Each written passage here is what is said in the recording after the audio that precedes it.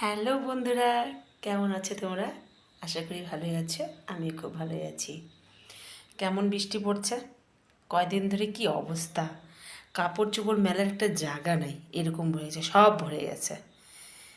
মেয়ে মানুষের সাথে জানো কত কাপড় চোপড় বেরোয়, ছাড়া কাপড়, চান করে এক কাপড়। তো তার ব্যবস্থা আমি করলাম ঘরে। আর এখন আজকের রান্না করেছি খুবই সিম্পল রান্না। এই ওয়েদারের জন্য কয়দিন ধরে মেয়ে বারবার করে বলছিল খিচুড়ি করার জন্য। তো কিছুদিন আগে তো আমাদের বললাম যে মারা গেছিলো, প্রায় 20 দিন ধরে আমাদের নিরামিষ চললো, ছট পূজা অবধি টেনে নিয়ে গেলাম। তো তারপরে একদিন মাছ নিয়ে আসছিলাম, আর নিয়ে আসা হয়নি, কেন এই বৃষ্টির অবস্থা খারাপ হচ্ছে, আর যাওয়া হয়নি বাজারে। আর আমি না বাজারে গেলে কেউ তো যাবেই না, ওরা ওরা পারে না কিনতে, মেয়ে পারে না কিনতে। তো আজকে খিচুড়ি বানালাম, আর পাঁপড় ভাজা, আর আবার ডিমের ভুজিয়া করেছি।